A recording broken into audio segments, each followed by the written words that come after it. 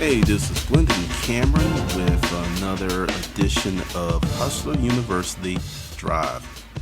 This section is how to create your own hustling paradigm.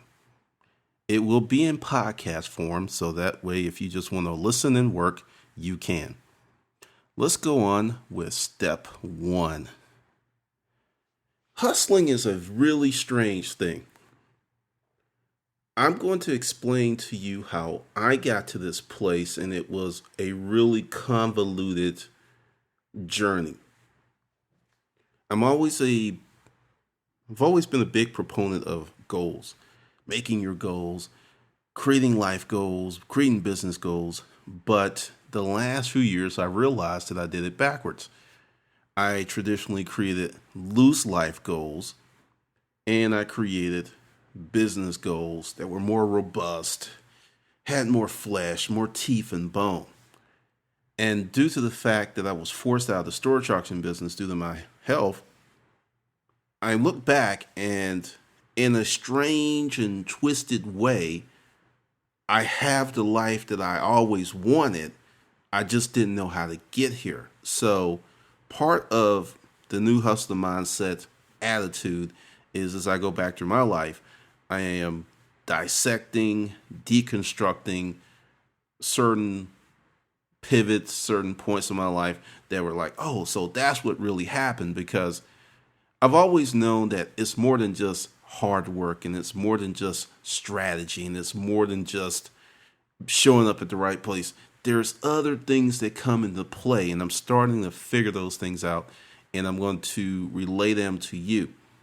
The first thing that you should do before you create your own hustling paradigm is make sure that your life goals are well defined and fleshed out more than your business goals. Because what you want to do is dovetail your business into your life. What I did for a long time was dovetail my life into my business, which is why I worked so many hours and worked so many days. And I wouldn't trade it because I learned a lot, but with the new understanding I have, I could have did it differently and actually been more effective. And, my mistakes and my experience, I'm going to help you not make those mistakes. So the first thing you do, and don't take a week. If you need 2 weeks, seriously think about the type of life you want. And I'm gonna say some stuff that may seem kind of strange, but since I am now a student of universal law, I really have taken the concepts and the things I've learned from the power of your subconscious mind to another level. I've did a little bit more research. I've come across some more information, and the power of your subconscious mind was huge in my success. I say Earl Nightingale, then the power of the subconscious mind, when I really should say the power of my subconscious mind. That book, The Power of Your Subconscious Mind, actually prepared me for Lead the Field. And I think that I would have had success, but not have been as successful if I came across Lead the Field first, then the hustler mind, then the power of your subconscious mind. Because if anything that came from that book was, I learned to believe in me. And that's what this whole thing is predicated upon. The hustler mindset. The mindset is more important than anything else. Talent, resources, because when you learn to really get the hustler mindset, when you really learn and control your inner environment, and understand it is an internal battle that will go on for the rest of your life, there is no such thing as being done. It's something that's just going to go on and on and on. And unlike a traditional marathon, you want this race to go on as long as possible. The longer it goes on, the more that you benefit. So make your life goals, be really robust. Now, this is the stuff that's really strange, or you may find strange, or you may find enlightening. I don't know at this particular moment. But if you want to be married, put that on your sheet. And I know everyone's like, oh, no, if you're going to be married, it's just going to happen, or God's going to bless you. No. If you want to be married, put it on your sheet. This is how you describe that person. You go with attributes, because attributes are more important than physical traits, because physical traits, well, in 2013, with plastic surgery and people being forever young, they may not fade like they used to, but still, the attributes such as compassion, temperament, personality, fun factor, whatever type of person that really makes you feel good when you're around them, put that on your list. Because the simple fact of writing it and going with attributes first, you can put physical traits desired, but go with the attributes first. Write it down. That's going to create that energy. Because, I talk a lot of smack in the videos, but there's a few practices that I use that enabled me to meet a lot of women. And it was using the power of the subconscious mind stuff by saying, I want this type of woman in my life. And actually writing it down on a sheet of paper. And 7 times, 8 times out of 10, she just shows up. It may happen that day. It may happen next week. But it usually happens. So write that down. Then if you want a family, if you want kids, put that down. I was like, hey, how do you plan for kids? Straight up, kids happen because people are having sex. If you have sex enough, kids could happen. So plan it. If you want kids, if you want 2 kids, put it down there. And put on your partner that you want someone who wants kids. Because you create this energy that you will draw the right people to you versus trying to ingratiate yourself to someone who isn't proper for you, who doesn't want the things that you want. So by you knowing what you want, you have a greater likelihood of realizing those aims, desires, and goals. So put everything down and understand these lists are for you. Don't share them with people. This is why you can be unvarnished with yourself and put all that stuff down there that your heart's desire. So you spend a week or 2. I mean, seriously, and really think about it. Do you want a big house? You can have it. If you want a condo, you can have it. You want a Mercedes, you can have it. Put it on this list. Another thing that's going to happen once you create this list, you're going to create desire, energy, and enthusiasm. Because there's all this stuff, and as you're writing the list, you should be excited. You should have that little feeling in your body. You should be tingling because that's a sign that this is possible. If you're writing it and going, oh, Lord, I don't know, man, is this ever? No, that's the wrong attitude. So write all that stuff down. Take a week. I mean, seriously, just pause this. Well, listen to it the first time or 2 or 3 times, but make sure you do the exercises. So you've got the list. You're defining what type of life you want, and really just boil it down. Boil it down. Because the more specific you are, and this is what I'm finding with my new understanding of universal law, it's amazing how close to right on that you come. The more sure that you are what you want, the greater chance that it would be realized as a physical manifestation in your life. It is so simple, it's spooky. It is totally, totally spooky. But it takes a little time to adjust to that. Now that you've got that out of the way and you're looking at it and you're studying it and you're smiling and you're tingling, and understand, your present circumstances have nothing to do with your future. You can totally reshape that. So if things aren't the way you want them now, that's now. We're talking about tomorrow, next week, next month, next year, next decade. You start making these decisions. You start properly training your mind. This will become a reality in very short order. Now, this is where we get to the hustling paradigm, because to use an expression that I'm fond of saying, I was putting the cart before the horses. And it worked out because the horses was pushing that cart really fast, but I think it would have been a little smoother. Now that you have the type of life, and I'll give you an example. I'll use my life. Right now, I have more decision-making freedom because I have a lot of things to do, but I decide if I want to answer email. Give you an example of the new thing that I'm doing, and it's by creating a life of design. First thing that I used to do, and this was yesterday, we get up and go to my email.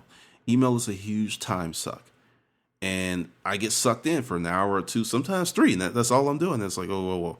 So I'm on this new fitness plan. So I got up, I immediately went for my walk, I did laundry, and I decided that my work day is going to start around either 10 or maybe 12, because I'm usually working at 7, 8, 9, 10 o'clock anyway, and I'm an early riser. I get up like 5:30, 6 o'clock in the morning.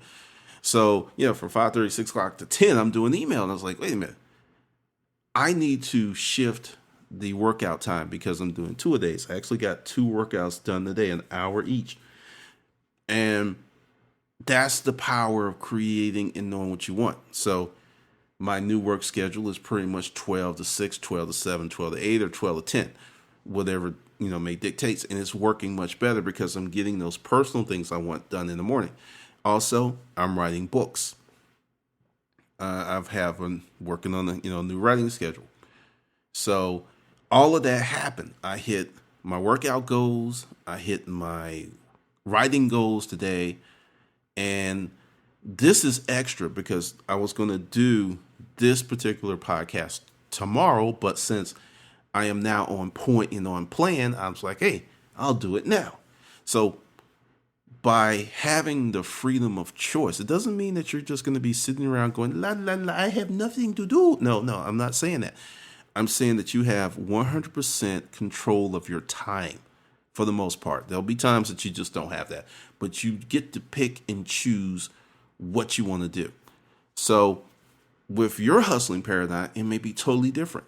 Give you another example.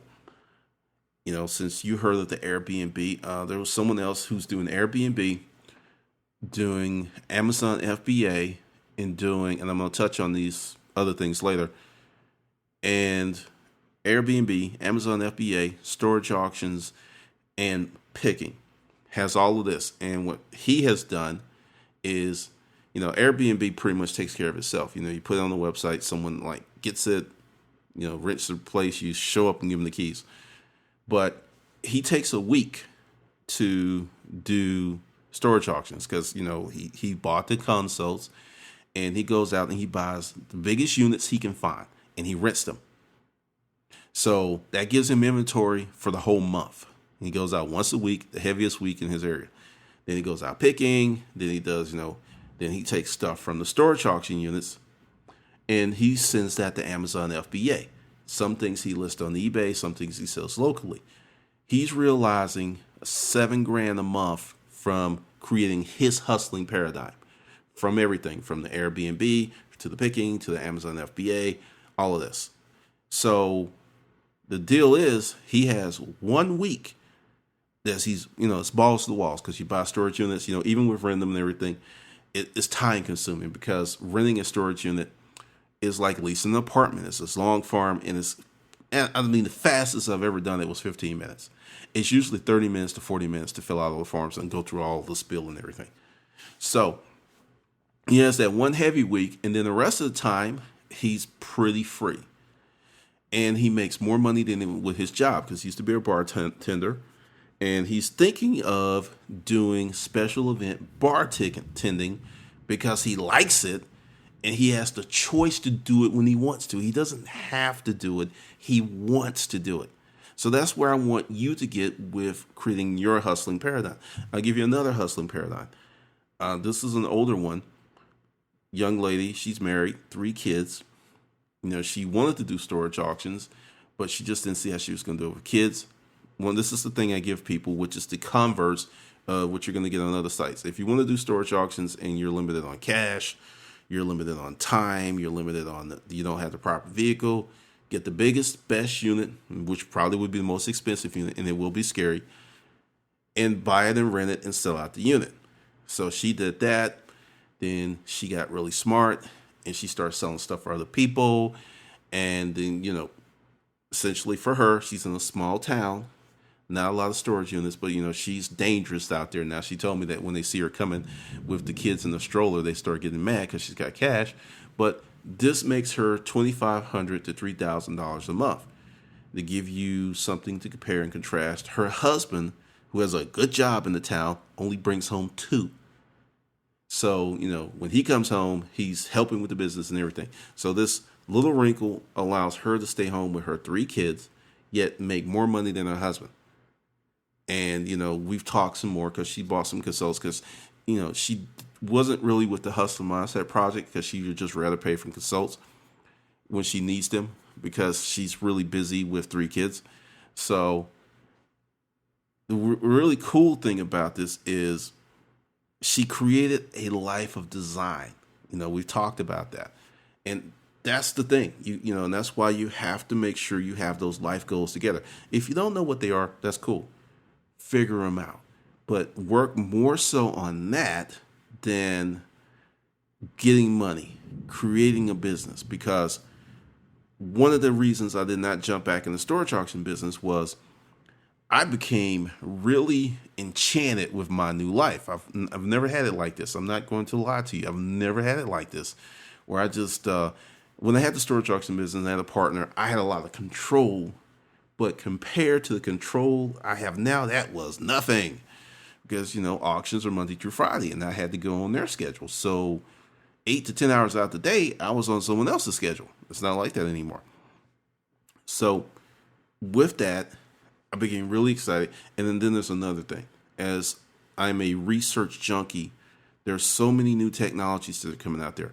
Like Ribbon, I'm going to actually do a whole webinar on Gumball and some other things because I have studied, and going to that seminar, it opened my eyes that realistically, with the tools that are out there, I could double my storage auction income. And I give myself about 5 years. This is just a recent development starting this year. But in 5 years, I figure I can double my storage auction income and pretty much maintain the lifestyle that I have right now. So that was another reason, because in some regards, reselling is kind of limited because you're dependent upon getting good stuff all the time, people buying it, people paying on time. There's a lot of little wrinkles. And as we go further along with Hustle You and Drive, I'm going to teach you how to create products and information products and internet marketing. That's going to be coming later on because it's exciting and the potential is staggering. It is totally, totally staggering.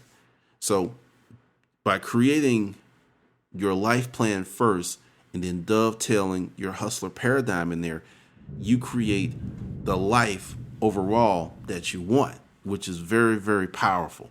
And it's extremely powerful for people with young kids or family, because I do remember, and I remember deeply when I used to work at the hospital and getting all of the bailer or extra time or working doubles because we needed that money. I was working real hard for my family, but I wasn't really spending a lot of time with them. And to this day, I do regret that because this is how crazy it was at one point. I would stay at home during the day with the 2 kiddos. Then around 2:30, 3 o'clock, I'm out the door to go to work. So the kid thing worked because we were real cool, but the marriage suffered. So we switched around to a traditional thing, and then craziness happened. And it was just like, I'm not going to do that again. So essentially, I remember the insane amount of hours I used to work because, part of the narrative of growing up in the South, living in a neighborhood where most of the men were married, men got up, they went to work, they came home, sat in a chair, ate dinner. That's what men did. And there's a lot more open to men now than it was open back then, but I think people just didn't know.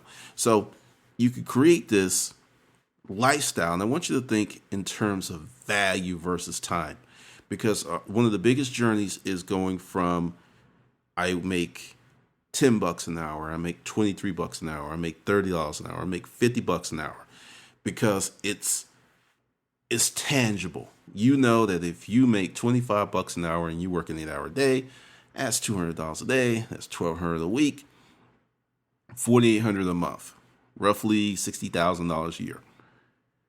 But is it really the time that you think? Because a lot of people don't factor in.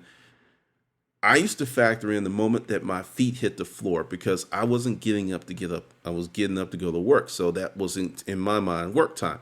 So your hourly wage is not as great as you think it is when you factor in driving and prep time. It's actually, $25 an hour is really like 20 or 18.50. So those are other things you have to take into consideration. So the big shift is to go from I work per hour to for I work for value. Value for me, you may be time with your family. Value for you may be vacations. Whatever value is for you, that's what you're working for. And you're going to have more energy and enthusiasm when you're working for value that you truly appreciate and want. That's why people who have high paying jobs are on drugs and doing crazy stuff, because the job does not fulfill their soul. So think about that. Think about what you value, what can really get you that lifestyle that you want. Another part of creating a hustling paradigm is to create 5 revenue streams. I don't care if, a few of them are $50 a month. By creating them and looking at those streams, say you have one that's $50 a month, you can turn that into $2,000 a month. Because the fact that you have the stream and you're looking at it and you're studying, it's going to lead you to another thing, another thing, and another thing where you can increase that. So, ultimately the goal is to have 10. But for the sake of this podcast webinar is 5. So you're doing eBay, Amazon, which is Amazon Merchant Fulfill, where you do the shipping. You're doing FBA, you're doing Craigslist, and maybe Etsy. Okay, that's 5. You want to think in terms of spreading out as much as possible. And I'm actually revamping some concepts and ideas with that, because the way that life is going, it is very, very dangerous to have one source of income. It is very, very dangerous right now. If you have a well-entrenched business and you own a building and it's paid for, that may be a little different. But it doesn't take much to upset the apple cart. And that's why, now this is where it comes in, where, like I said initially, that even if it's $50 a month, and I was like, $50 a month may pay a bill. $50 a month may be the difference between making a payment on some or getting some shut off. $50 is nothing to sneeze at. So by creating these revenue streams and grooming them and looking at them, some will go away. You'll adapt new ones, but it puts you in what I call the money circle. When you have 5 streams of revenue, you always have money coming in. With Amazon, it comes in like twice a month or whenever you do a request. eBay, it's whenever you sell something. Craigslist, whenever you sell something. Etsy, whenever you sell something. And if you set this up right, you have money coming into your account every day of the week. And this is a universal law. Money attracts money. Do this. Take $150 to $500, whatever you can do. Put that money in your wallet. And your goal is not to spend it. I know it sounds crazy. Whenever I have money in my wallet, and I've had it in there for a long time, new money comes in my life because it's attracting money. I know it sounds a little crazy, but I always keep money in my wallet. Always. I don't carry around the large sums I used to, because I'm not buying units anymore and there's really no need. But at a minimum, I'm going to have $150 in my wallet. At a minimum. Because it just creates a situation and creates energy that brings more money into your life. If you're walking around with no money in your wallet, no money in your checking account, no savings account, you create a pull that whenever money comes in your life, it's gone. Because you are not grooming your money to stay in your life. You're not stacking money. You're not creating money management programs, because that's why banks are a trip. If you ever notice, like you open up a CD, it's your money. And if you take that money out before a certain day, there's an early withdrawal penalty. Now, why is that? Because they understand that money begets money. They want to induce you to keep your money with them as long as possible, because the larger pool of money that they have, the more money it will draw. Do you know that $1 million depositor, and this is someone, a business or an individual that has $1 million cash in a branch, can make or break that branch? My banker told me this when our business was doing really well. At one point, we had 1.2 million in the bank. Now, this wasn't all liquid; they had to go stuff. But I got a call from my banker when we reached that because I was getting ready to pay like $200,000 worth of bills, and invited me in. And this is something else. People talk about the American Express Black Card and this and this. Most banks, I would say every bank, probably has something called private wealth management. They can create a special credit card just for you with points, rewards, whatever. Any mid to large size bank has this capability where you go in and show financials, and if you want a credit card with $100,000 limit, they'll give it to you. Totally blew my mind because she broke it down, told me hold this deals, and this was many years ago. And this was business money. This wasn't my money. It was business income. We had like a stunning 6 months in a row, and money just stacked up. But it just illustrated these concepts that I am discovering now, because that month it was just like money kept coming. Money just kept coming. Money kept coming. I paid the bill for $200,000. Then something else happened. I bought a jackpot unit. It was back in there. So understand, by creating this energy in a mass of money, you will draw more money. That's why always spending and always buying is harmful to you if you're trying to create any type of net worth. I'm not saying don't spend. I spend, but I give you an example. And this is going to sound really crazy, but I wanted to get a new pair of Converse, and I've been mulling it over for 3 weeks. And I went to a place, I was getting ready to pull a trigger because I went online and I went to the store and the price was comparable. I think there was a difference of $2. I will spend $2 more for immediate gratification. And they didn't have my size nor color, so I left. Now, many years ago, if I did that, if I went to the store, I would have came out with something, because it's like, hey, I went there, I had to buy some because and I see that. I used to see that on the storage auction trail. People would be at the end of the day and it's like, I've been out here all day, I need to buy something. No, you don't. So that's how it works for me, because when I do buy stuff, it's very specific. It's something I thought about and it's something I want, and it's not what I call a flaky or I'm bored. I don't spend money when I'm bored. I do stuff. I'll watch TV. There are many habits that people have. Like, a lot of people spend money because when they're bored, because buying new stuff is exciting. There's something called shopping therapy. It's a high. So that's really dangerous to your net worth. But with that type of stuff and having a spending plan, you start to create pockets of money. And it doesn't have to be a huge sum of money to get you started. Once again, going back to your 5 streams of income. Say you have one that's $50 a month, and you got the other 4, and the other 4 cover all your bills, and there's excess. Take that $50 and just let it stack up. At the end of a year, it's $600. Well, say your business is doing well. That's one source of income.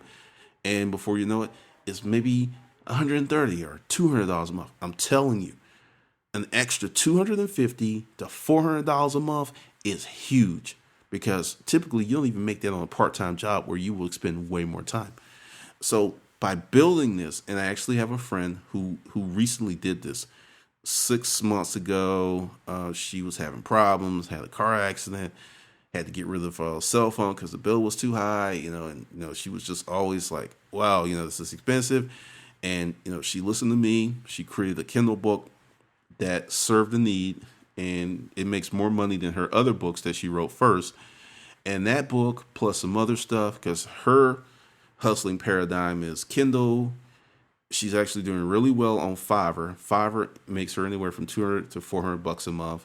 Kindle's about $300. So 6 months ago, she didn't have these sources of income. So right now, she has an additional $400 to $800. This happened in 6 months from Kindle, Fiverr, ghostwriting, and there's something else she does. But she has those streams. And that's why, if you got 50 coming in here, you got $100 going here, $400 coming here, before you know it, you're like, oh, this is a significant amount of money, and it gives you more options, and it's not as fragile as having that one thing. One of the things I learned about being an internet marketer, because that's what I am, is the power of divergent income streams. There was some stuff that went down, and there was a forum where people were just losing their minds over me, and it did hurt my sales tremendously. And it was just like, what the heck? I mean, it was a big dip. And my YouTube money jumped up. And it wasn't a complete replacement, but it totally softened the blow. And then I had some other stuff I was doing, and then that's when the first consulting deal for reality television came in, and it was just like I made more money. So it was like if I didn't have those additional streams, I would have been in trouble. And last summer, when I decided to revamp my business, I was able to not really push. I had YouTube money coming in, I had a little Kindle money coming in, and I had Create Space money coming in. And it wasn't a lot, like I said, 1,500, maybe 2,000 a month, but I didn't have a really high consumption lifestyle. So that pretty much covered a lot of the bills. And I had, robust savings. So I'm not going to go, oh no, that's all. I wasn't living like a pauper. I actually had an assistant that I was paying. So that's the power of having, and that was just three. It was just three income streams, just three. So good five. And then when you hit the holy grail of 10, that's why you have to create your hustling paradigm. And I keep saying your hustling paradigm because everyone's paradigm is going to be different. See, what I'm trying to get people to do is to open up their heads and think about what they can do. Recently, someone had posted an article in the reseller group about a girl, and she's 15. Now, 8 years ago, she came up with this ideal of these sparkly flip-flops. These flip-flops are now in Nordstrom's. So she's just like 7-8 years of experience in business, and she's 15. But let's talk about that. And then going back to your hustling paradigm, she took some flip-flops for kids. They're pretty, they're sparkly, they do things. It's a very simple invention. She didn't create anything brand new. She enhanced something that already exists that sells millions of pairs a year, every year. That's all she did. She enhanced it and she stuck with it. So when I say your hustling paradigm, don't think that it has to be something magnificent or something super wonderful over the top. You can have one, maybe two or three of your hustling paradigms could be very common, very simple stuff that are making you money. So that's why I said your hustling paradigm. Earlier in the hustler mindset, I was saying, take stock of your abilities because you never know what will really put you on. Just that's one of the reasons I'm always on YouTube. I'm always looking at new stuff because take Create Space. Not Create Space. Take Kickstarter. One of the things, I haven't figured out how I'm going to do it, but Kickstarter is essentially a pre-sale that brings people in and folks become committed to this thing. People like to be part of something. So essentially, you can come up with an ideal product or something and get people to buy in, and essentially they pay you, they prepay you.